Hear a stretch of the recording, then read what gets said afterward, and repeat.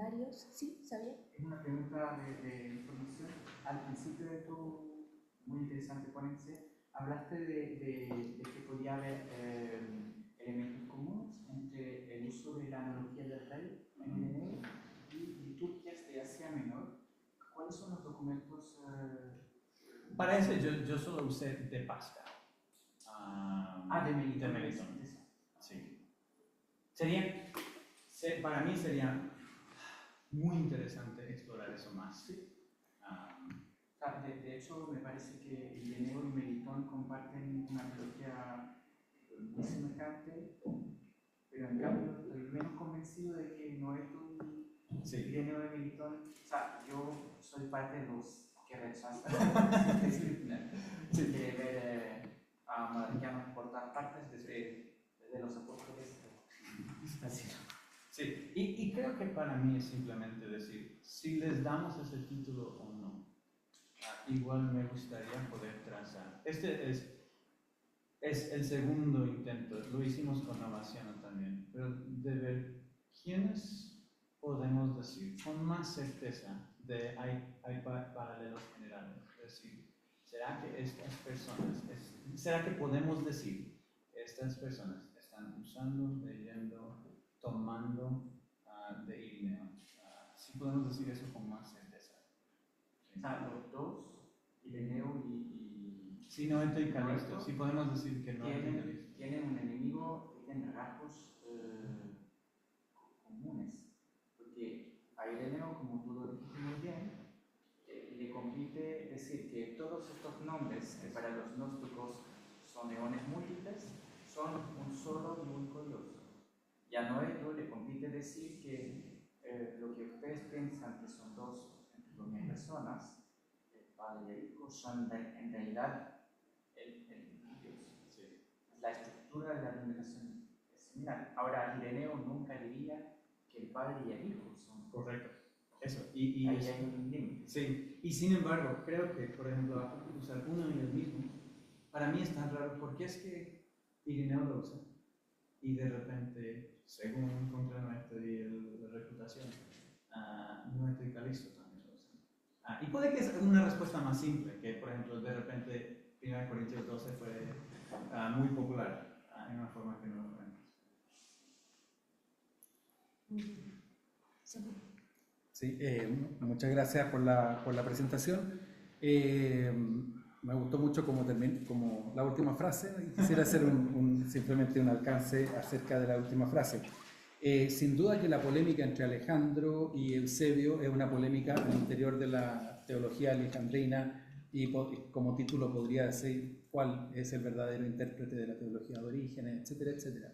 Ahora, yo creo que una cosa que ha dificultado la comprensión de la crisis arriana es justamente que con el ingreso de Ocio, el concilio de Antioquía, se sobreponen dos polémicas distintas. La primera es hacer al interior de la teología alejandrina, ¿no es cierto?, sobre la generación eterna o no. Y la segunda es una que de larga data, ¿no es cierto?, entre la teología de tendencia alejandrina y la tradición asiática. Entonces, ahí sin duda con el ingreso de Ocio, Eustacio, etc., y el carácter ecuménico, digamos, del concilio, indudablemente que se va a producir una sobreposición de polémica, y ahí naturalmente que la tradición de Ireneo se hace presente. Y yo creo que el hecho de que se intente interpretar binariamente una controversia que en realidad son dos controversias, digamos, sobrepuestas, crea los problemas de que muchas veces uno dice ¿y por qué estos están aliados cuando en realidad no deberían estar trabajando juntos?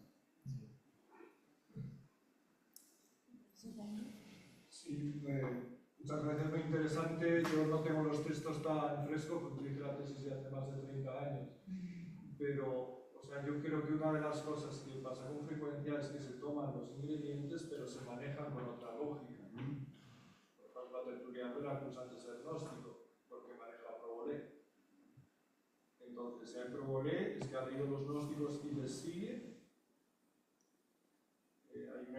influencia de seguimiento o hay una influencia de tomar un concepto y manejarlo en otro sentido. Entonces, para ver, a mí me parece que lo definitivo, para ver si hay cierto, lo que se llama monarquianismo, es la cuestión de la alteridad. Porque Tertuliano también hace exégesis de estos textos, pero en el sentido inverso, primero Hipólito en el sentido inverso, que lo hace Noeto, y luego Tertuliano en el sentido inverso, a lo que lo hace Praxeas. Entonces, que manejen el texto, que manejen terminología, sí te da una idea de una línea en que se va elaborando el pensamiento, pero no necesariamente que se va recibiendo el modo como estas piezas que se han manejado. O sea, que pueden haberse inspirado, Ireneo claramente antinóstico, por lo tanto un subrayado muy fuerte del monoteísmo contra esa pluralidad, pero otros textos que he citado antes, donde sí aparece la alteridad. Entonces, digamos, para que lo pienses, tú que tienes los textos en la cabeza y demás, o sea, ha cogido las piezas, pero las ha cocinado con otra lógica, o ha cogido las piezas y ha mantenido perfectamente la coherencia de la lógica en todos sus términos, y no solamente en este punto, sino en lo que lo rodea. Creo que, lo que lo rodea.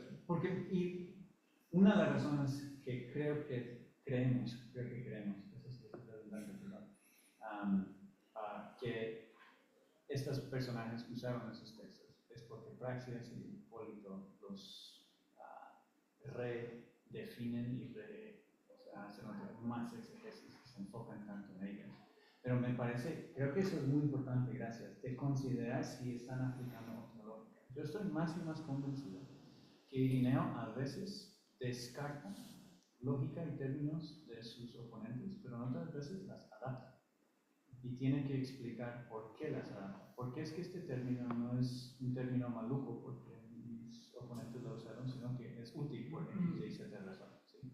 Y creo que hasta cierto punto, lo que yo percibo de no anticalistas es que están tomando elementos del argumento de Ireneo. Creo que me gustaría poder decir eso porque hay terminología, exégesis y concepto juntos. Están tomando estas tres líneas, estos tres hilos, por decirlo así, y retrasándolo para decir algo que creo que Ireneo no diría. Sin embargo, porque estos tres hilos aparecen juntos en Ireneo, puede que pues la gente podría reconocerlo, puede que no, no sé. Ahí es una gran pregunta. Pero creo que mi pregunta para ustedes es si esos tres hilos juntos es suficiente para mostrar algún tipo de dependencia. Puede que no, puede que hay que repensar cuáles son las formas que se puede trazar dentro de ese límite. Sí. Sí, es un tema difícil. Tal vez otro elemento es preguntarse si por qué no utilizó otros textos de Ireneo que le podrían haber sido más útiles también. El hijo es lo visible del padre, el padre es lo invisible del hijo, podría ser bastante más útil y no parece. Entonces, no solamente el argumento es si eso viene de Ireneo, sino más bien si utilizó lo que podría haber sido más pertinente. Entonces yo creo que el uno y el mismo en Ireneo es tan común y puede tener también hasta un fin más gramatical que teológico. Entonces yo creo que tal vez se apura demasiado en un par de textos o en una forma, en una formulación, una dependencia de haber conocido un texto que es mucho más amplio. Entonces, me queda mi duda. Sí. Sí, yo tiendo a ver que es insuficiente mostrar como este tipo de semejanza, porque entonces llenaríamos todo, podríamos elevar muchísimo más las dependencias entre autores, muchísimo. Y creo que por los datos que tenemos, cuando tenemos más datos acerca de las obras y tal, yo creo que no se puede afirmar. Quizás se puede decir que la herejía que se llama monarquiana, porque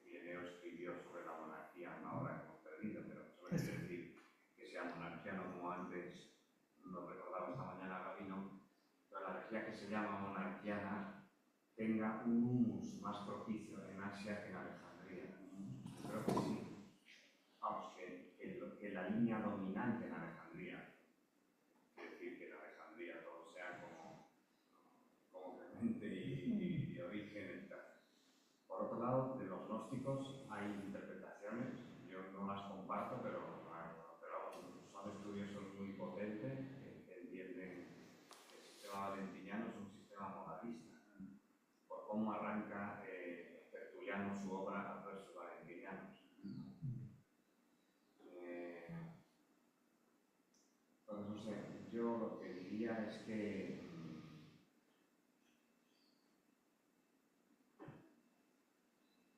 pues eso, lo que acabo de decir, quizás el ambiente asiático es más propicio para el surgimiento de lo que llamamos de la herejía de Noeto, para no andar trayendo el término monarquía, ¿no?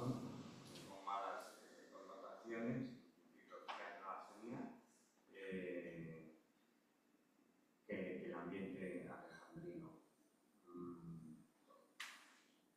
Por otro lado, no he entendido muy bien si se quería decir algo o no cuando se citaban las líneas de Ireneo acerca de Cristo Padre, porque en general. No sé si se quería insinuar con un cierto monarcanismo.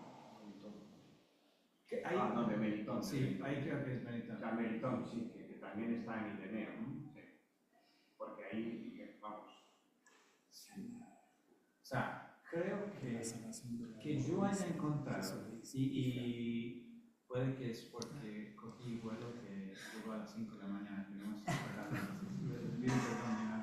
pero yo no me acuerdo de alguna instancia donde, por ejemplo, Ireneo diga que el hijo, por ejemplo, que diga que es hijo en que es engendrado y padre en que es engendrado. A mí no se me viene ni una. Sí que tiene, sí, el episodio cuando cuenta, por ejemplo, la tradición exegética de los presbíteros acerca de las hijas de Lot, que emborrachan a su padre, ¿no? ¿Eso es 4 o 5? Sí, libro 4. Sí. Por ejemplo, ahí dicen, Listo, yo voy a mirar eso. ahí no solo es Ireneo, sino que es también el presbítero. Sí. Pero esa tradición es una tradición que nada tiene que ver, puede haber provocado en ciertos ambientes una herejía semejante a la de Noeto. Pero es como si dijéramos que el evangelista, San Juan, es modalista porque en el discurso de la cena dice hijitos. Sí. Es verdad que en contextos de pasión, en contextos martiriales, de actas martiriales y referido al misterio de la Pascua, en el siglo II y III, en muchos autores, a veces fragmentos anónimos, aparece Cristo Padre. Eso se va a perder después. Sí. Hasta cierto punto, porque nosotros en España seguimos diciendo, yo confieso ante Dios, no, Señor mío Jesucristo, Dios y hombre verdadero, Creador, Padre y Redentor mío. No sé si así en Chile. Sí, igual. También se dice así. Y la religiosidad popular, de nuestro Padre Jesús Cristo, de la nuestro Padre, siempre vincula a la cruz. Sí. Porque es cuando Cristo, aquí vemos el episodio de Lot, al dar su sangre, su semilla, igual que las hijas no cometieron ningún acto pecaminoso porque no se unían buscando de manera lasciva, sino buscando dar hijos. Eso pensaban que eran los últimos. Exactamente, pero es cuando Cristo es Padre en la cruz. Pero era un poco por despejar esa duda que no me había quedado. Sí, no, y esa sería una que tengo que ir a mirar. O sea, yo no creo que se le pueda aplicar el título, ni modalista, ni protomodalista, ni protomonarquiano, ¿sí? Pero que haya debate entre tantos, me sugiere que creo que puede haber sido usado por ellos. Y hasta puede haber sido usado por ambos lados del debate. Un poco, y creo que de pronto esto es mi idealismo, un poco cuando pensamos en orígenes, que parte de la razón que es tan útil es que hay cosas que no responden. Hay una sección en creo que es 2.17, donde él dice el Padre es Espíritu, y Esa es la que Hübner siempre usa, dice, ¿sí ven? Acá dice que el Padre es el Espíritu. Y creo que el resto, o sea, seamos no tiene una perspectiva diferente de la sabiduría que es la mano de Dios. Pero gracias, no, esto es muy, muy útil. Muchas gracias. Muy bien. Entonces, si no... Perdón, Ah, sí. ¿Creen que pueda haber una correlación entre Cristo Padre en lo que ocurre hacia el final de la profecía de Isaías, cuando Yahvé llega y dice que no ha encontrado a nadie y que él mismo tiene que hacer justicia y aparece con un manto ensangrentado? Apocalipsis. No, en Isaías, por el 60 que viene de postrar con su Perfecto. y ahí se presenta diciendo que él tiene que venir y bajar a hacer justicia y que no encontró a nadie que lo apoyase. Y llega con un manto ensangrentado. Ahí hay algo que parece que no he visto mucho trabajo que Sí. se hayan. Creo que es posible. Lo que yo diría sería muy interesante ver si ese pasaje, o sea, de la Biblia patrística, mira, el index tiene, mira quién usa ese pasaje de Isaías 61, si se usa de esa forma. Que yo sea consciente, no se me viene uno a la cabeza. Juan el Apocalipsis. Claro, del Logos. Yo creo que hay textos parecidos a ese, por ejemplo, el Baruch 3, en 3.38, creo que es, que en el fondo que dice que y ese aparece en el contra Noé, aparece en varios de esos, en que en el fondo es Dios que habla y que finalmente, digamos, se hace presente, se hace visible en el mundo y es el Salvador, etc. Y ¿Cuánto, perdón? 3.38, 37, 34, 36 a 38. 36, 38. Y en el fijo va a haber varias veces donde en el Antiguo Testamento dice Señor y Dios, y va a decir, vea, eso es el hijo. Testimonio de la carne. Ajá. Muy bien. Entonces, continuamos ahora con el profesor Claudio Villantoni, que es profesor de Patrística y Filosofía Medieval, sigo en las universidades de Finisterre, los Andes, la Católica y ahora en la Chile. En tiempos diferentes, En pero tiempos diferentes. No es modalismo. No es modalismo. Que nos va a hablar sobre el Concilio de Nicea y la crisis de la teología del Logos. muchas gracias. Bien, muchas gracias por organizar todo esto, Javier y Samuel. Un gusto estar aquí de nuevo. Con los colusianistas, o sea, los consimonetistas. Creo que ahí tenemos, claro, una tradición de cristología del Logos, que en el fondo revivimos un poco este proceso del desarrollo de la teología, bueno, sobre todo en mi caso, porque yo no venía, a diferencia de ustedes, yo no venía con el bachillerato en teología, por lo tanto para mí aprender cristología fue aprender cristología del Logos, fue directamente, y entonces como que viví este proceso un poco en forma personal, no con las categorías, digamos, ya de la teología como sistemática ya aprendidas. Entonces, creo que eso me dejó con ciertas lagunas, pero a la vez me permitió entender mejor por qué ciertos conceptos tienen que entrar en crisis, o sea, partir de una parte para después ser, digamos, corregidos, evolucionar. Y bueno, después de haberlo estudiado en el Instituto Patrístico, yo después, bueno, hice clase aquí de patrología, pero esto fue hasta hace 15 años, entonces después la patrística la dejé parcialmente de lado, pero gracias a Samuel igual seguí traduciendo textos y otras cosas, de manera que digamos, mi idea era dar una mirada un poco retrospectiva a cómo he cambiado la visión que yo tenía o que absorbí de Simonetti y cómo la he podido repensar a posteriori, Bueno, y ahora, en particular, ahora último, gracias a los estudios de Samuel, digamos, a que él ha avanzado bastante en esta revisitación de las fuentes y reinterpretación.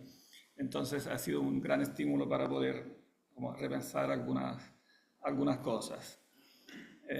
Bueno, voy a partir de un texto poético para introducir. No sé si se puede prender ¿Cómo se prende? Un texto no patrístico, pero que puede servir para introducir.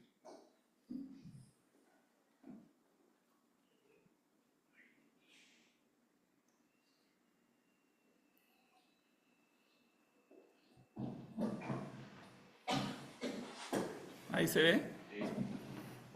Voy a leerlo in italiano. Matto è chi spera che nostra ragione possa trasporre la infinita via che tiene una sostanza in 3 persone.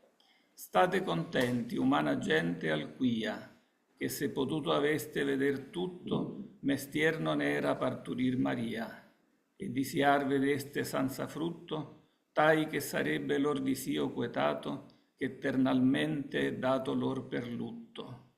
Io dico d'Aristotele e di Plato e di molti altri, e qui chinò la fronte e più non disse e rimase turbato. No sé si se entiende. ¿Sí? No hace falta traducir. No. Bueno, esto es Virgilio hablando en el Purgatorio de Dante, pero se refiere al limbo. O sea, él está caminando por el Purgatorio, pero se refiere al estatus de las personas que están en el limbo. Bueno, y parte precisamente con este problema trinitario, ¿no? Loco es quien espera que nuestra razón pueda transcurrir la infinita vía que mantiene una sola sustancia en 3 personas. Y bueno, hay que estar contentos, la humana gente en general. Aquí yo creo que hay un motivo pedagógico semejante al que estábamos conversando ayer, al quia, o sea, al qué de la fe, o sea, como las personas normales, los cristianos de a pie, digamos, están contentos con el qué es así, no cómo es la generación, etcétera, sino que es así, que si pudierais haber visto todo, no era necesario que María diera a luz, digamos, no se puede esto penetrar con la razón, o si no, no habría sido necesaria la encarnación, ¿no? Y vieron, y visteis que desearon sin fruto, tales que su deseo se habría aquietado, que eternalmente se le da por luto a los grandes sabios de la antigüedad, ¿no? Que buscaron estas verdades y no lograron alcanzarlas. Aristóteles, Platón, muchos otros. Y aquí inclinó la frente y se cayó y quedó turbado, porque el mismo Virgilio es de ellos, ¿no? Es de los grandes sabios que están confinados en el limbo. Por supuesto, yo no creo que Dante piense que ellos están realmente en el limbo, o sea, que el limbo que al fin y al cabo es una parte del infierno, ¿no? Yo creo que él pensaba que al final estaban en el cielo, pero usa esto en el fondo alegóricamente para mostrar que es insuficiente la razón humana para penetrar este misterio. Entonces, este es un dato fundamental que es importante en un autor que, siguiendo toda la tradición latina, en cambio insiste mucho también en la búsqueda racional de la Trinidad, o sea, siguiendo, digamos, la tradición patrística y sobre todo agustiniana. Sí hay que, a pesar que es una infinita vía, sí hay que investigar racionalmente hasta donde se puede, y entonces hay que aplicar la lógica, hay que aplicar, como conversamos antes, digamos, hay un criterio hermenéutico de base que son los principios de la lógica, que pueden aplicarse a Dios porque en el fondo son lo primero quod nos, o sea, si bien Dios es lo primero ontológicamente, pero los principios lógicos son primero en cuanto a nosotros, entonces estamos obligados a utilizarlos, ¿no?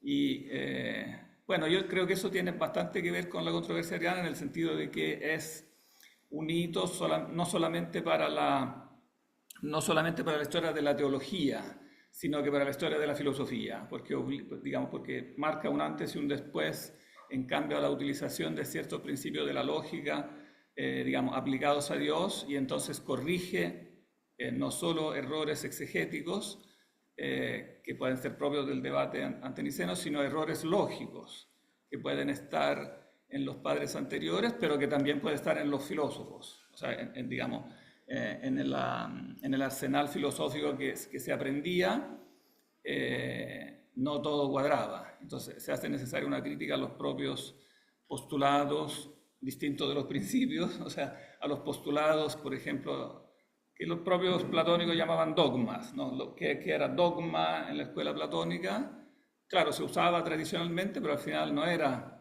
invulnerable, era un postulado de la escuela, entonces te podía estar sometido a crítica. Bueno, y eso creo que en esencia, perdón, ¿cuánto tiempo tenemos más o menos? Ah, ya. Sí, bueno, ya, sí. Sí, voy a tratar de acortar para dejar más espacio a conversar. Hasta las 5.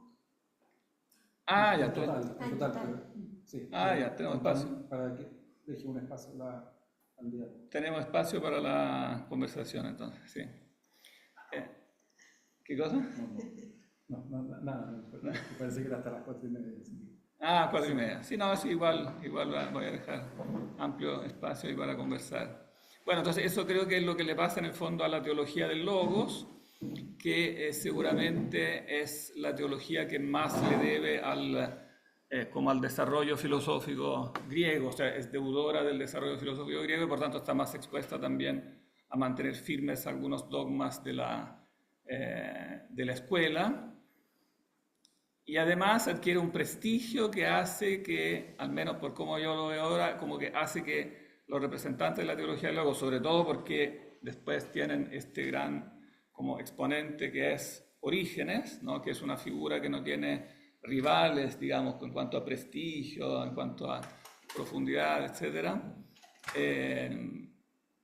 pasa a ser considerada en una cierta parte del cristianismo como una especie de ortodoxia. O sea, Orígenes pasa, a pesar que es criticado por otros, pero digamos pasa a ser una auctoritas, ¿no? Cosa que no se había dado, claro, todavía no se ha desarrollado el concepto formalmente de autoridad, pero en el fondo, de hecho, como también lo sobreentiende Samuel cuando dice había pelea sobre quién era mejor seguidor de Orígenes, en el fondo se da una lógica semejante, o sea, ser fiel a ese maestro, en el fondo se sobreentiende es ser fiel a la ortodoxia, porque ese es el mejor maestro, como la pelea que en el lenguaje ordinario actual también moderno se ha usado a propósito de Tomás de Aquino, o sea, se pelea quién es más fiel a Tomás de Aquino, pero en el fondo se está dando un supuesto, ese es el mejor representante de la ortodoxia. Claro, no es lo mismo, porque Orígenes fue criticado, pero en su momento también Tomás de Aquino fue atacado, ¿no?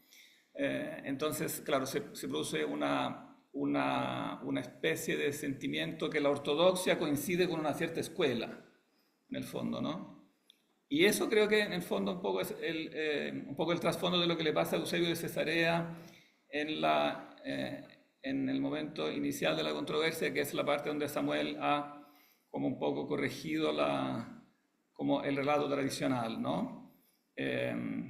Cuando voy a recapitular solamente en breve dos eventos clave, el sínodo de Antioquía que precede al Concilio de Nicea del mismo 325, cuando Eusebio de Cesarea entra en shock, en el fondo porque ha sido condenado por Ocio, y entonces, claro, yo creo que no es solo que él se sentía alguien muy importante, sino que se sentía como el representante de una escuela que reivindicaba la ortodoxia. Entonces, este otro que viene de Occidente, latino más encima, que como bárbaro, y viene a condenar aquí a alguien, no solo a mí, yo creo que no lo tomó solo en lo personal, ¿no? O sea, viene a condenar la teología como la verdadera teología, la escuela. Entonces, claro, traducido a nuestros términos modernos sería como estas grandes escuelas de Alemania, ¿no? O sea, alguien de afuera, algún africano que viene y dice, no, ustedes los alemanes están equivocados, ¿no?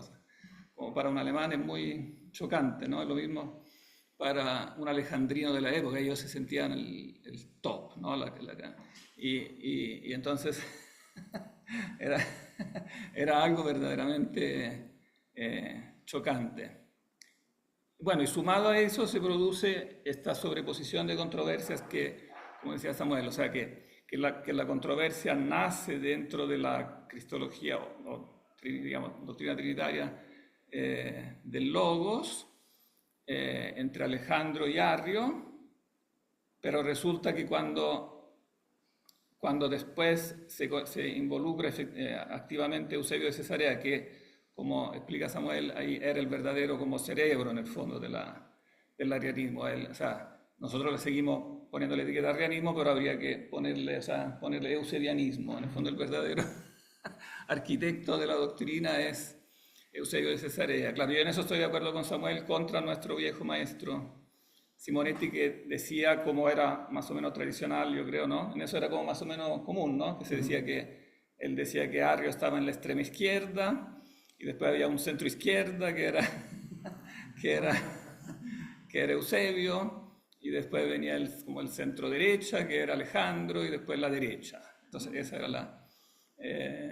era el panorama. En cambio, según la reconstrucción de Samuel, queda claro que efectivamente no está esa distinción entre izquierda y extrema izquierda entre Eusebio y Arrio. O sea, Arrio verdaderamente representa una izquierda bastante extrema. Claro, seguramente había gente todavía más a la izquierda, pero digamos, el grueso era ese, porque que consistía en el fondo en esta idea de que antes del tiempo hubo un tiempo en que el Padre es anterior al Hijo, y relacionado con eso, que es fundamental, el Hijo es generado por una libre decisión del Padre, ¿no? Eso es como fundamental, ¿no? Hasta el punto que Eusebio usa la imagen de la luz de luz, como al contrario de Orígenes, ¿no? Que no es precisamente como luz de luz, porque la luz sale naturalmente del sol, digamos.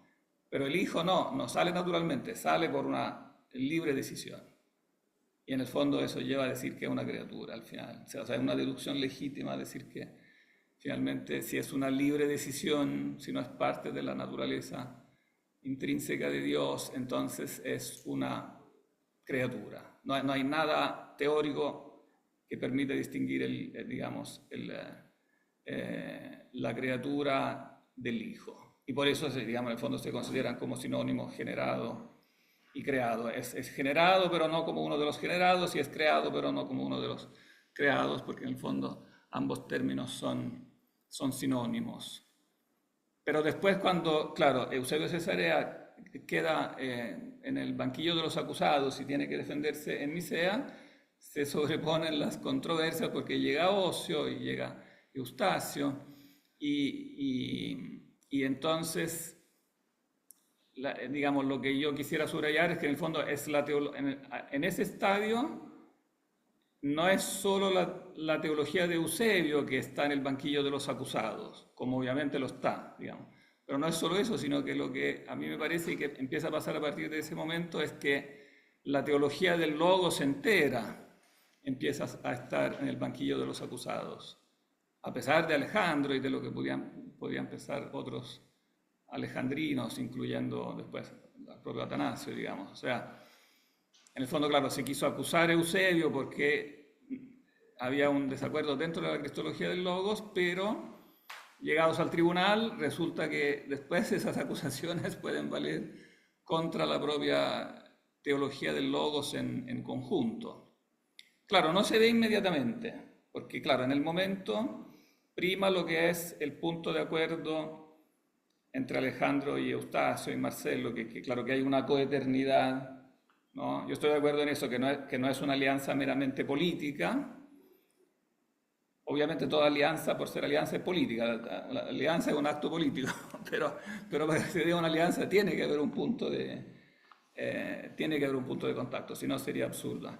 Y entonces, ciertamente que hay un punto de contacto en que para Eustacio y para Alejandro, para ambos, el Hijo es coeterno, pero en el fondo es coeterno de maneras muy distintas.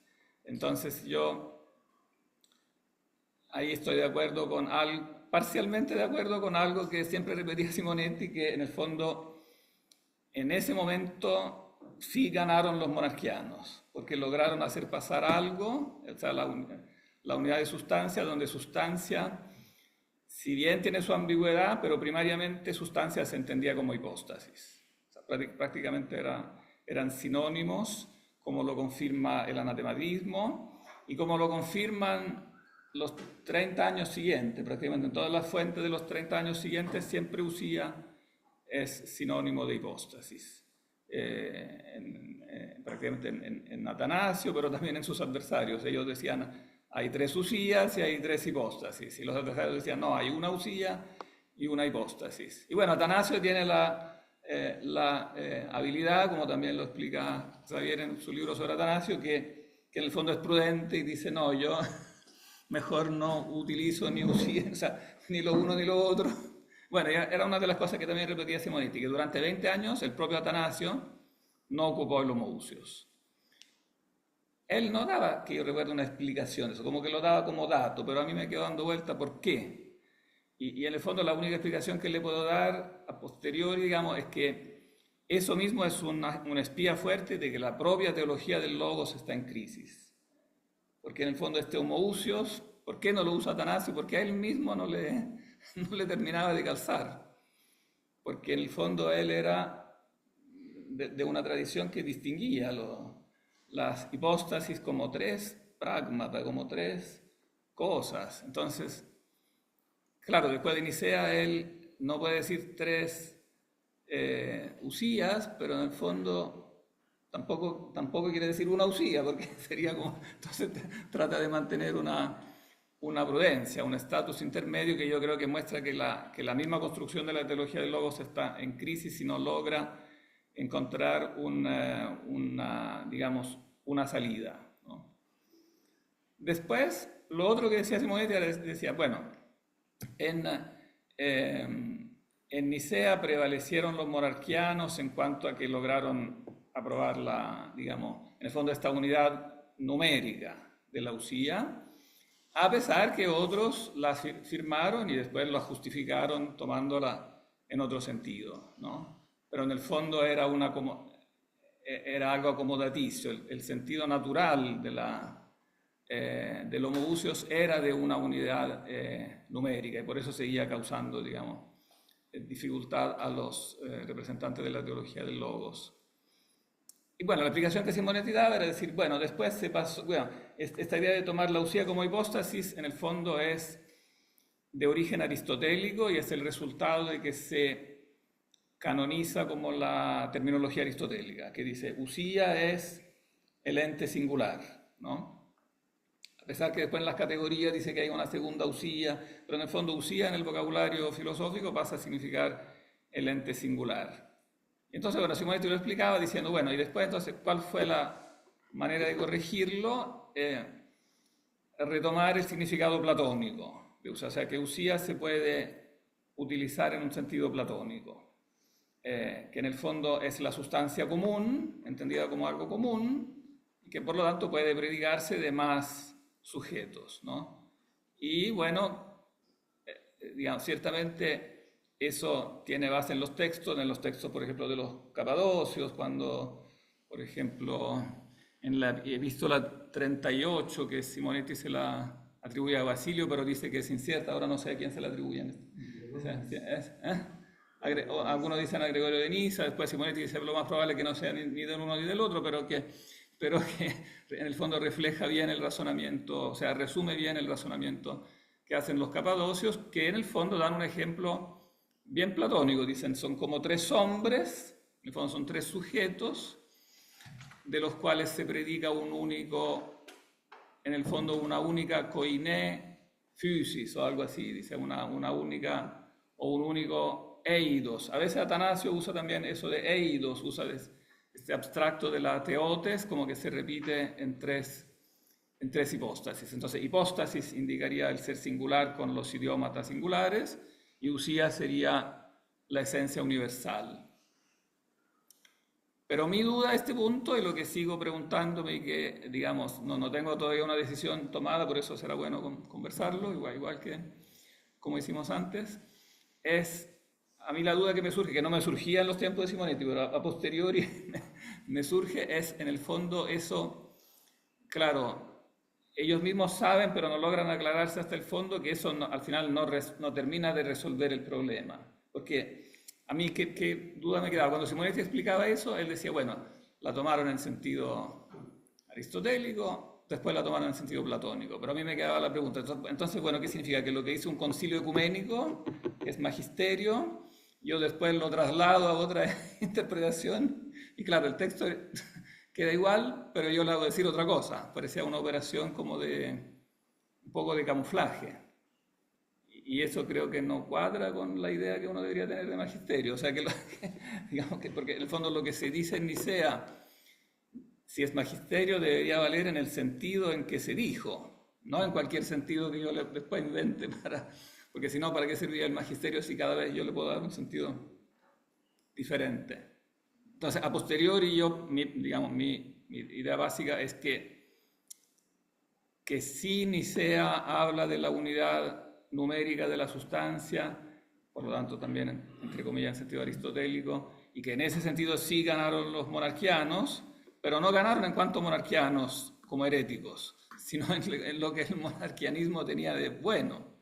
O sea, en el aspecto, en el fondo sólido que ellos querían defender, que era la unidad de Dios.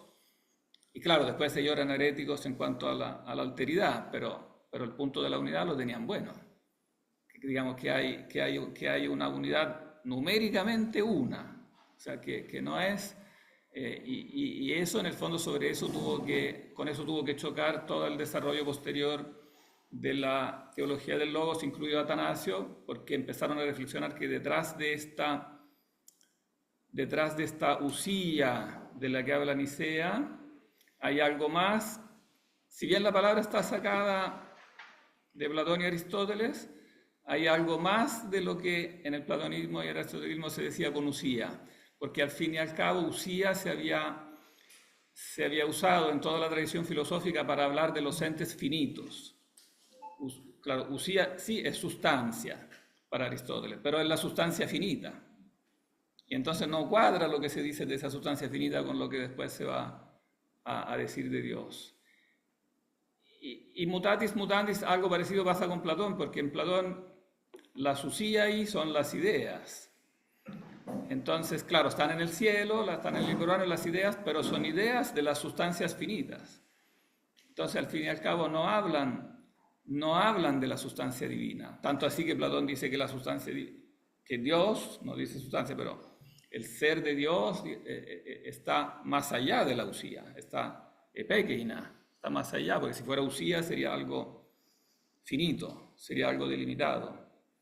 Entonces los autores cristianos empiezan a darse cuenta que, claro, que este ser, sí lo podemos llamar usía, pero usía significa algo diferente, debe significar el ser como tal del que habla Dios cuando dice yo soy el que soy.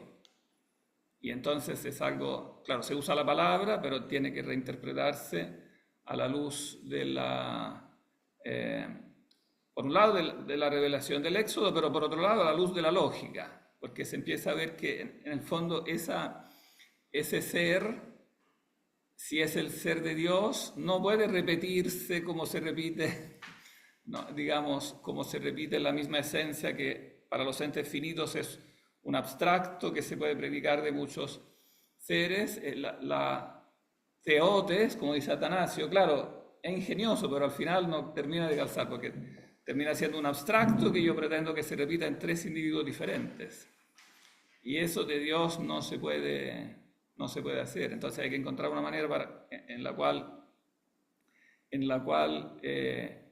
sea el ser mismo, o sea, que dentro del ser mismo se dé la distinción de las personas sin que sean tres individuos, digamos, de los cuales se repite la misma esencia. Ahora me entró la duda también cuando Xavier citaba eso del idios, que el hijo es idios. Claro, mi sospecha ahora, digamos, relacionándolo con eso, es que en ese idios esté sobreentendido también, no solo que sea su propio hijo, como dice el texto de Romanos, sino que esté sobreentendido en la terminología filosófica, por lo cual tiene la idiotes, tiene la característica esencial igual a la del Padre, pero puede ser perfectamente otro pragma, otra entidad que es, entonces, no lo dice explícitamente Atanasio, pero yo como que tiendo a formular la sospecha de que podría haberlo pensado, no dicho, pero haberlo pensado, en definitiva, en su mente haberlo interpretado de de esa manera. Y entonces yo creo que ahí lo que falta, yo creo que no termina, es una hipótesis, porque todavía no estoy ni a mitad de camino con investigarlo, pero claro, mi sospecha es que falta ahí el avance filosófico suficiente para dar razón de cómo es posible que dentro del único ser hay tres personas. Y si bien los capadocios avanzan en ese camino con la teoría de las relaciones, yo creo que no llegan como a dar la suficiente base filosófica que vendrá recién con Agustín cuando dirá que el ser mismo es inconcebible sin esta relación interna. O sea, si en el ser si Dios es alguien, si Dios es Dios, por lo tanto tiene que ser persona, tiene que tener ciertas características básicas, tiene que ser sabiduría, tiene que ser amor, entonces el ser mismo como uno es inconcebible sin esta relación interna, que es lo que después propondrá Agustín en el De Trinitate. Y no es casualidad que Simonetti decía cuando, ¿tú te acuerdas? Que, claro, desde su perspectiva, entonces Agustín era monarquiano, él lo acusaba de monarquianismo, ¿no?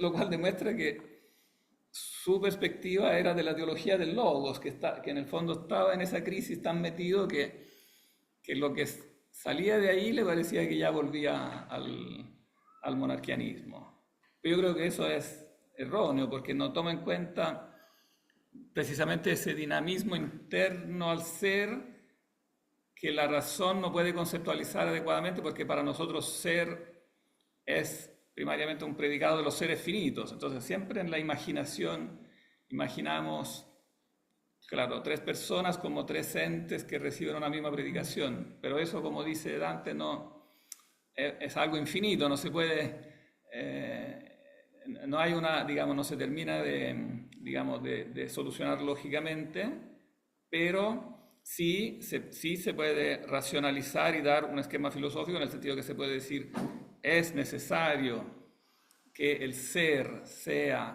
como tal sea personal y por lo tanto tenga esta relación como intrínseca, sin que por otro lado la sustancia, o sea, en el fondo son dos proposiciones, una positiva que se le atribuyen a Dios como sabiduría y amor, y la otra negativa, que esto que haya relación implica que haya personas, y no sabemos cómo eso que son personas hace que no sean tres dioses, pero así tiene que ser, o sea, porque negativamente tiene que excluirse por lógica que el ser se repita como si fueran tres criaturas de las que se predica un único abstracto.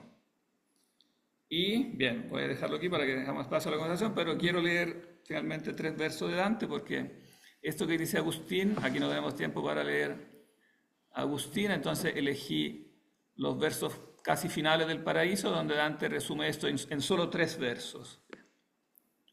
O luce eterna, che sola in te sidi, sola t'intendi e da te intelletta e intendente te ami e arridi. ¿Se entiende?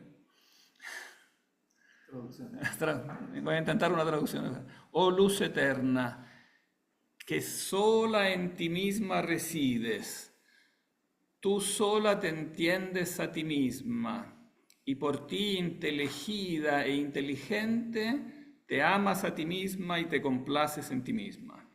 Entonces se da esta relación como de entendimiento y de amor que es interna, digamos, al propio ser eterno, al propio ser absoluto. Bien. Muchas gracias. Muchas gracias.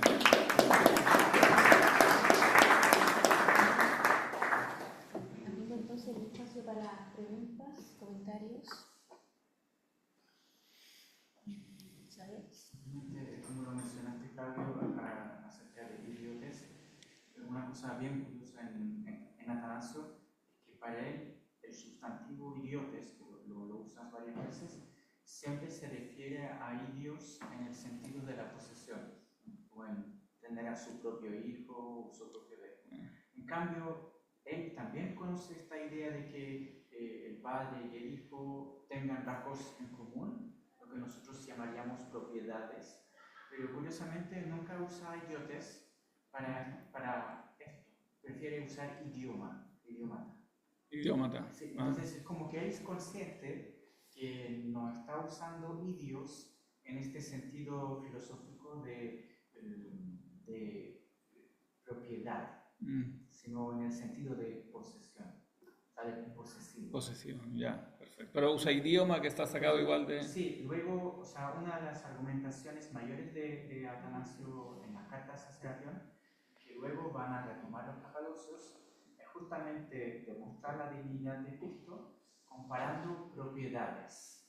Entonces él dice, Dios Padre es eterno, según la Sagrada Escritura, el Hijo es eterno, entonces comparten una misma propiedad, por lo tanto son Dios.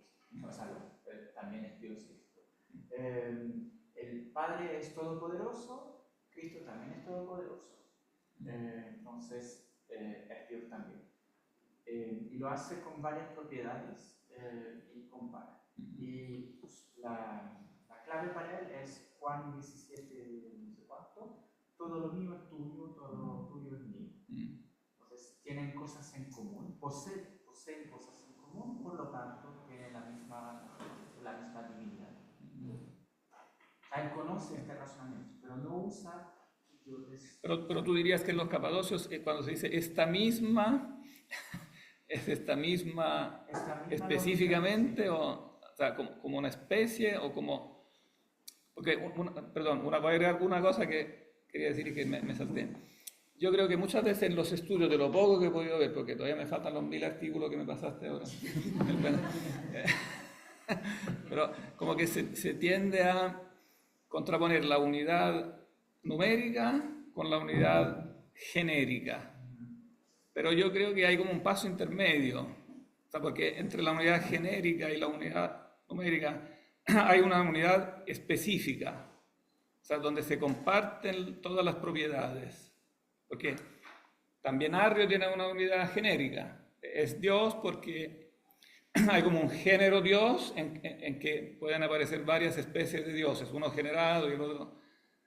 Pero para los Capadocios y para Atanasio y para Basilio, ¿no? Él dice, no, y critica a los homoiusianos, ¿no? Dice, ¿qué significa homoiusiano? Dice Basilio, si la usía, o sea, la semejanza tiene que estar basada en una usía.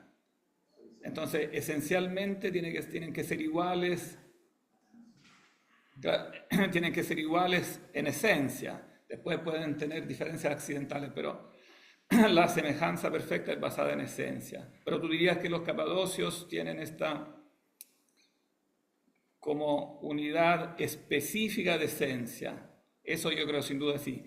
Pero no sé si eso excluye o no que tengan también una unidad numérica hasta cierto punto. O sea, hasta qué punto se acercan a eso o no. A mí no me queda claro, no sé. Como tú bien dijiste, Atanasio evita. Atanasio evita, claro. No. Claro. Ningún número en ningún lugar. Claro, eso para mí es un argumento de silencio, pero importante, sí. O no sé si hay alguien más que tiene más fresco a los Capadocios que quiera ayudar. Respecto de lo que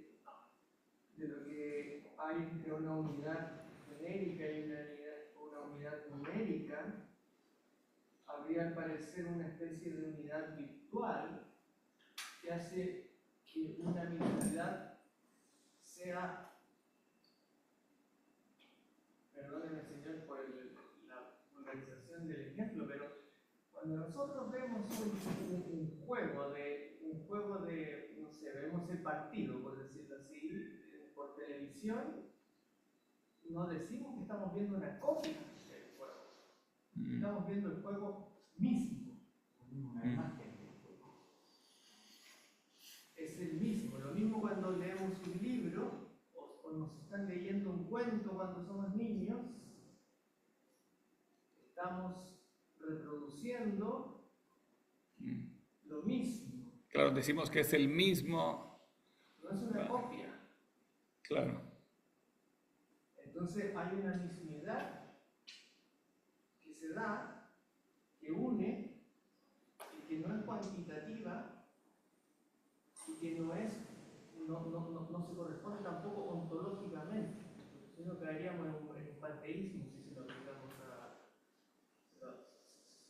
digamos, a la sustancia divina. Entonces, entre estas tres hipóstasis, por decirlo así, hay una necesidad de que haya una virtualización, una especie de virtus que le permita ser lo mismo a la vez. Ahora, la analogía que tú estás usando está en los padres. No, Atanasio, Ireneo, el rey y su imagen.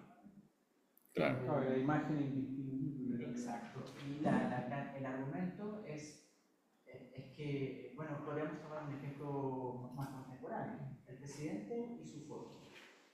Cada alcalde tiene en su oficina la foto del presidente. ¿Ya? Entonces, lo que dice Atanasio y los antiguos, que está en Ireneo también, es que tú debes la misma reverencia al emperador cuando está y a su imagen en la oficina del alcalde. Tú tienes que respetar el retrato del presidente.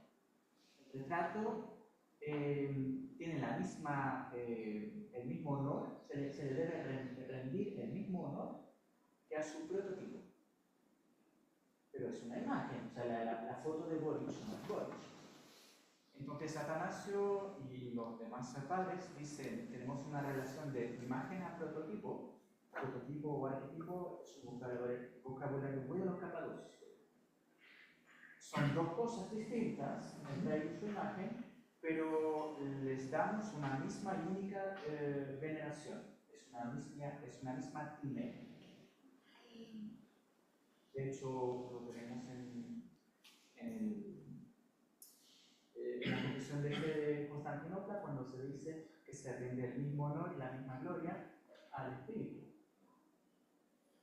La isotimia, que es el hecho de que el Espíritu se le rinda el mismo honor que al Padre. Esto es una concepción muy de Basilio, tiene que ver con esto, de que si es imagen del Padre o del Rey, esta imagen también uno debe rendirle el mismo respeto.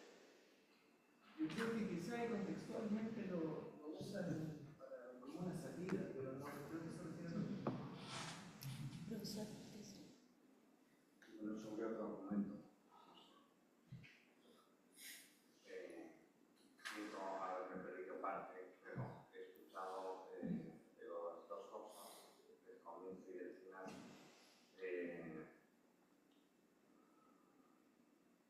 a propósito de un poco el término usía y Simonetti. Yo recuerdo haberle dado muchas vueltas, haber leído las monografías de estas habituales también sobre usía, Steele, etc. Yo creo que a lo mejor iríamos más allá de lo que Simonetti, esto es lo que yo he pensado una vez, querría también transmitirnos si lo tomásemos como demasiado al pie de la letra.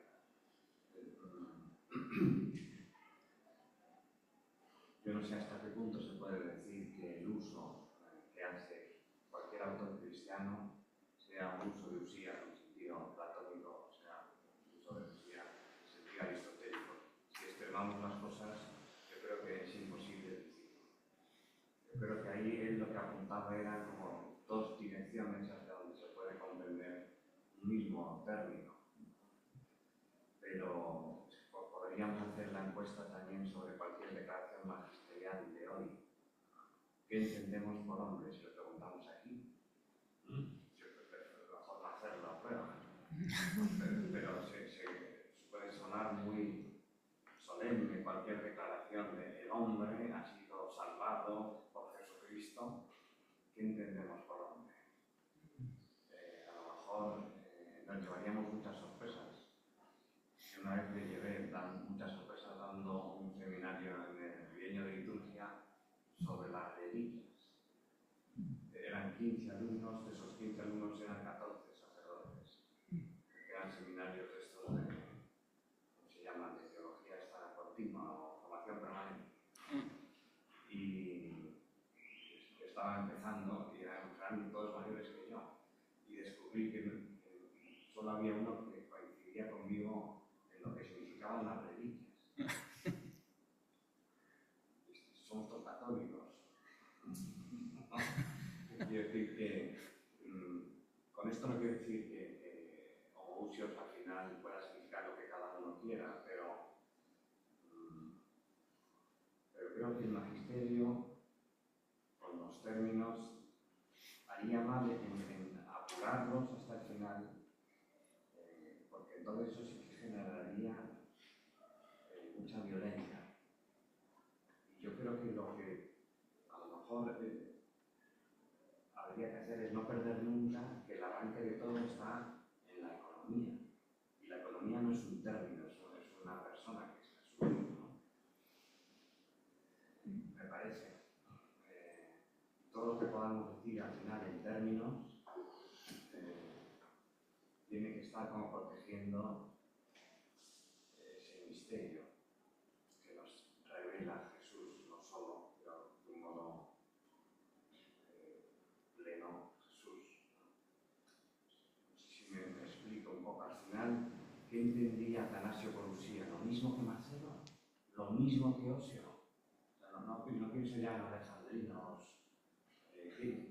Seguro que cada uno tenía su acento, su peculiaridad. Y al final, ¿qué tiene que ver la Usía de Aristóteles cuando es la Usía de un Dios que habla en la historia? ¿No? ¿Qué tiene que ver la Usía de Platón cuando al final ¿no? es también un hijo que se encarna y se toca? Y dice, yo soy la verdad cuando lo estás tocando. Al final es que en la teología lo que está es continuamente poniendo en tensión todas las categorías griegas. Y quizás, esto yo creo que no solo a partir de Nicea. Nicea la novedad a veces como que queda para siempre reflejado en un símbolo de fe, pero la operación se había hecho ya desde el judaísmo alejandrino, no lo sé.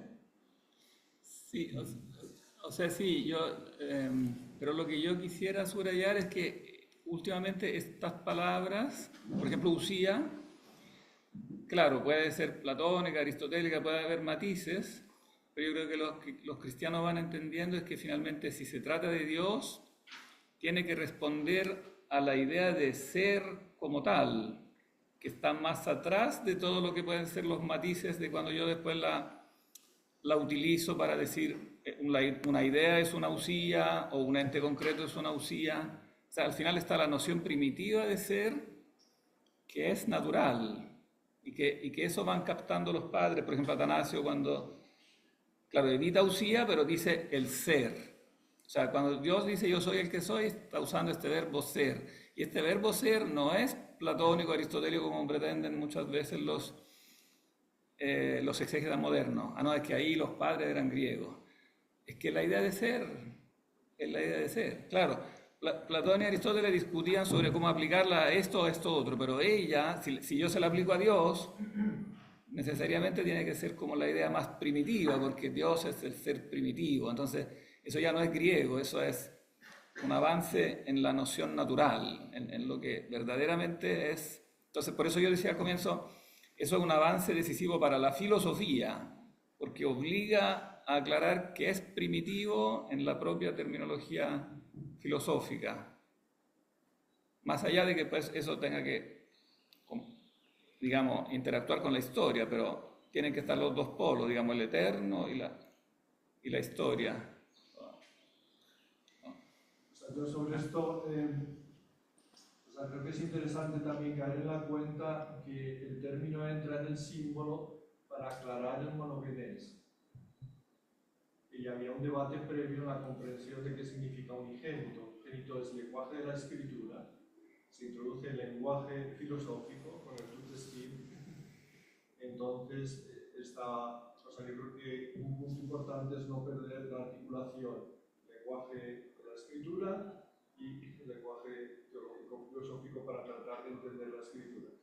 No podemos, digamos, como dejar solo el discurso filosófico sin estarlo pegando al discurso más bíblico, al lenguaje más bíblico. Evidentemente trae esa carga de profundidad que venía de atrás, y también esa pretensión de los cristianos que nuestro Dios se puede presentar racionalmente, tiene una lógica, tiene una consistencia, es toda una línea, es el Dios de los filósofos, porque es el único Dios que hay.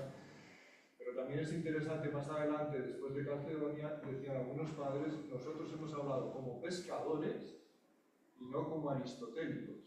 Cuando les dicen, habéis formado un lío conceptual que no se aclara a nadie. Dice, no es nuestro problema. Nuestro problema es defender la revelación, como pescadores, como apóstoles. Y entonces, esa primacía de lo apostólico que testimonia la revelación va por encima de la, digamos, de la precisión conceptual, si esto es el sentido estoico, si es el sentido platónico, si es el sentido, sino que la fuerza primera es este elemento, somos pescadores. Pero si somos pescadores, ¿cómo nos salva Jesucristo si está a punto de caer del lado de las criaturas, por mucho que me cuentes muchos cuentos? Entonces, ¿qué hay que decir para la misma sustancia? Porque si no estás con un monogenes que no es el de la revelación. Entonces se introduce esta carga filosófica, a lo mejor con demasiada inconsciencia, pero que para entender lo que quieren decir, o sea, no se puede olvidar, digamos, ese elemento de pescadores. Antes que filósofos, también filósofos después, pero primero pescadores. Sí, sí, pero yo creo que hay un elemento de filosofía en el pescador que es irrenunciable. O sea, sí, pero que, no es el primero. que por lo tanto, Pero no es el primero. pero es comprimario, porque es coesencial a la mente humana. No podemos pensar sin eso. Entonces tampoco pensar la revelación. Entonces yo creo que uno de los trabajos fundamentales en el fondo que han hecho los cristianos es mostrar que en el fondo los instrumentos básicos de la filosofía realmente necesarios son simples. Y por lo tanto, no es que haya que abandonar la filosofía griega, hay que simplificarla. Eso hicieron los cristianos. ¿Para qué tanta? O sea, puedo discutir sobre si la usía está en el hiperuranio, dónde está, pero al final hay ciertas ideas básicas filosóficas que son necesarias para todo pescador. No puedo decir que como eres pescador no necesitas filosofía, porque la filosofía se basa en los primeros principios de la razón. Y también esos principios se retuercen. Porque un Dios que muere, una acusación que hacen los cristianos, un Dios que muere, eso la lógica filosófica muy difícilmente lo digiere. La lógica filosófica, pero mi objeción es, cuando nosotros le ponemos apellido a la lógica, estamos un poquito... Yo recuerdo que Simonetti hablaba mucho de la lógica aristotélica y decía, uno de los refranes típicos de Simonetti, en Nicea abandonaron la lógica aristotélica, los cristianos, porque dijeron que 1 era igual a 3 y eso no lo tolera la lógica aristotélica. Y yo después observo la controversia y digo que es todo al revés, porque precisamente ellos se esforzaron toda la vida por mostrar que a pesar que puede parecer a primera vista contradictorio, no es contradictorio, la mente humana no puede aceptar una contradicción, ni del pescador, ni del... O sea, yo diría menos del pescador, porque el filósofo que se llena la cabeza de tantas ideas raras en la academia de filosofía, al final está dispuesto a tragarse las contradicciones e incluso a decir que el principio de una contradicción no sirve. Pero al pescador eso no se lo puedes decir. Bueno, pues apurando, si no quieres poner adjetivos a la lógica, tendrás que decir que es como la ciencia que nace del logos. La lógica se muestra plena cuando uno acepta el misterio de la glorificación del logos en carne humana. O sea,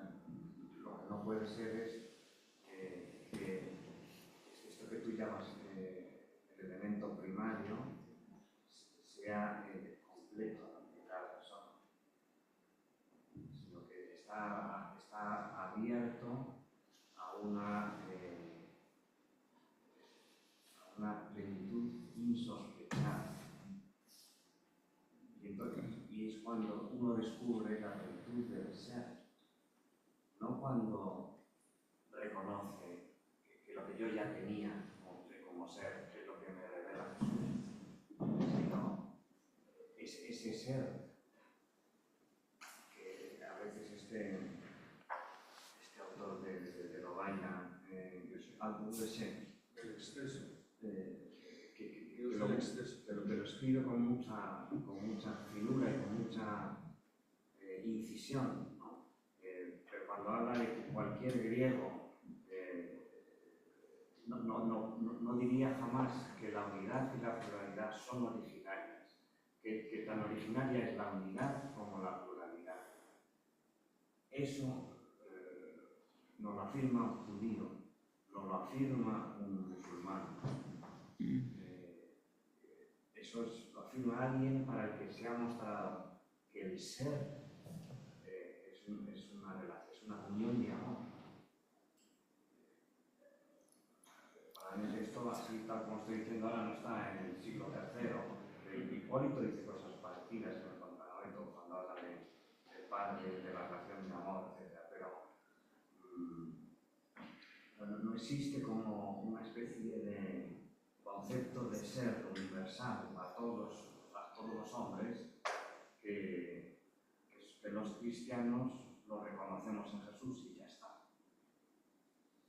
Como si Jesús fuese casi un poco hasta prescindible, todo el misterio se encarne para algo tan fundamental como es la lógica y el ser.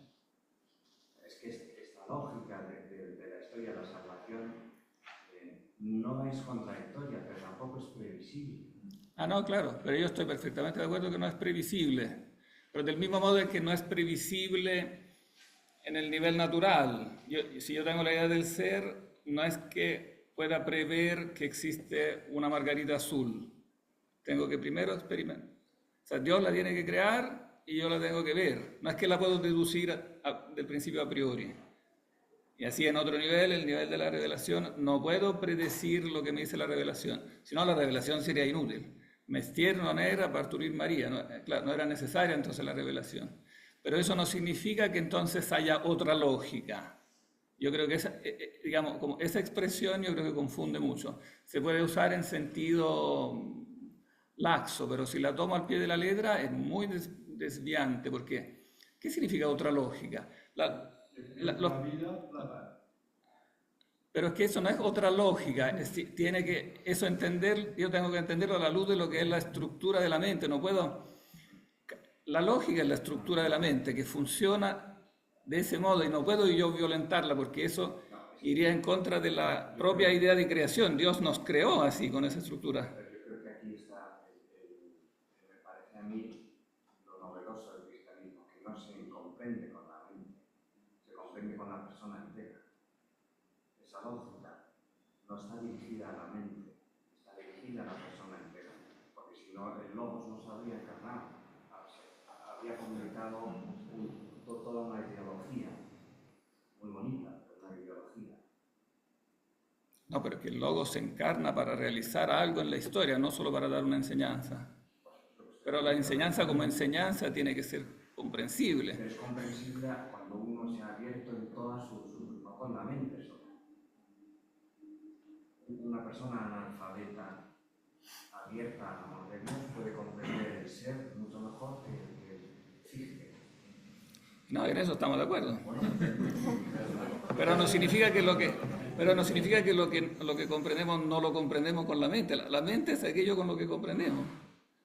No necesariamente. Tenemos que ponernos de acuerdo en el vocabulario, entonces, porque, digamos, ¿con qué comprendemos si no es con la mente? ¿Con qué amamos si no es? O sea, la estructura básica del ser humano. ¿Ah? No es una operación netamente noética la comprensión. Es la frase de San Agustín. En noética, o sea, Aprendes con Dios.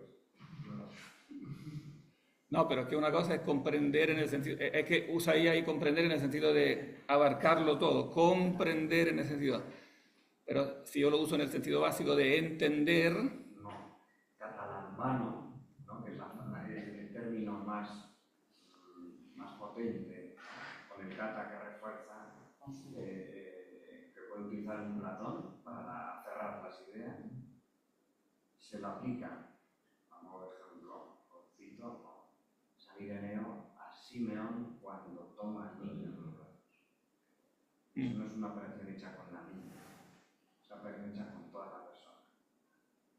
ya, pero yo no niego eso, pero digamos, yo solo digo que la persona tiene una estructura básica. Sí, pero que el órgano que catalambanea es el ser de carne y sangre, de cuerpo y sangre, que tiene también la mente, pero que está viendo, que está tocando, que está reconociendo. Y solo a partir de ahí se abre a esta lógica, que de otra manera quedaría siempre entre Aristóteles, Platón o Zenón. Pero digamos, yo no niego que haya, digamos, que la mente y el amor en el ser humano que es carne también obviamente involucra la carne, pero eso no puede ir en contra de que yo por eso puedo, por ejemplo, violar el principio de no contradicción. O sea, construir una teología diciendo que, por ejemplo, como pretende a veces la teología negativa, como que de Dios no puedo decir nada, y entonces puedo decir todo y lo contrario de todo. Digamos, decir eso, decir que la teología puede prescindir del principio de no contradicción, es aniquilar la teología, porque si puedo decir todo y lo contrario de todo, mejor no digo nada. Entonces, que yo, claro, con la mente después también utilizo la carne y pasa a través de eso y digamos, y que el Logos tiene que encarnarse, pero todo eso lo creó el Logos, o sea, creó esa estructura que organiza la carne para que yo pueda entrar en contacto con la realidad. O sea, es el medio obligado para entrar en contacto con la realidad, no es algo del que yo pueda prescindir. Eso yo quiero subrayar. Y creo que eso precisamente fue detonante en esta controversia porque permitió criticar a la filosofía, precisamente mostrando que como filosofía llegaba a contradicciones. O sea, que si yo digo que, por ejemplo, que el nous es una hipóstasis inferior al Padre, claro, la revelación me dio la sugerencia, pero yo después le muestro al filósofo que su filosofía llega a la contradicción y que la revelación me dice algo más lógicamente coherente, no menos lógicamente coherente. Puedo sugerir una mediación entre una Fichte, una Fichte de izquierda, ya que ustedes dos están diciendo cosas importantes y que podemos ver de manera dialéctica. Yo creo que los dos tienen razón. Por una parte, creo que no debemos caer en el engaño de la paradoja, porque como lo dice Fichte, como lo dice nosotros no suscribo yo lo que dice Fichte, por si acaso. Una capacidad de catalán-manén, de crear conceptos que se rige según leyes que son bastante, estadísticamente bastante estables según los individuos humanos. Entonces, por ejemplo, cuando Jesús dice el que pierde su vida la gana, obviamente es una paradoja, pero es que el que muere por algún lado vive por otro. El que acepta deshacerse de la vida material, no le dé tanta importancia y, mejor dicho, le ponga más importancia a los valores espirituales, va a ganar. A pesar de que parezca en un primer momento una pérdida, en realidad es una victoria. Entonces, yo creo que tenemos que reconocer que efectivamente nuestra mente se rige según leyes de razonamiento. Ahora, lo que creo que también en la otra parte debería aceptar es que, y yo creo que la filosofía contemporánea nos lo dice, es que la idea de que existe una verdad perenne, por ejemplo, un concepto del ser al que sería primitivo, tú hablaste de poesía primitiva, o sea, todos fabricamos conceptos. Ahora los fabricamos más o menos parecidos porque tenemos mentes, psicologías bastante parecidas, pero al fin y al cabo las ideas son productos de nuestras mentes. Todas menos la idea del ser. Vamos, a lo mejor continuamos afuera. Como en el colegio, vamos Sí. afuera. Nos van a echar. Nos van a echar. No, que en el colegio. Sí, hemos terminado a las 4. Ah, a las 4. Ya estamos terminando los descuentos. Eso. Le agradecemos a los dos ponentes. Mañana nos alineamos con los horarios de la facultad y por eso empezamos a las 9:40. Y también para... No lo digas, perdón, sí, no, pero no aquí, sino en el hall. Hay cosas pedagógicas que no hay que decir. Hay cosas pedagógicas que no hay que Gracias decir. a Dios, más alumnos, más aún, que esta tarde se van a unir con nosotros y la sala será un poco pequeña. Que va a ser en el hall abajo.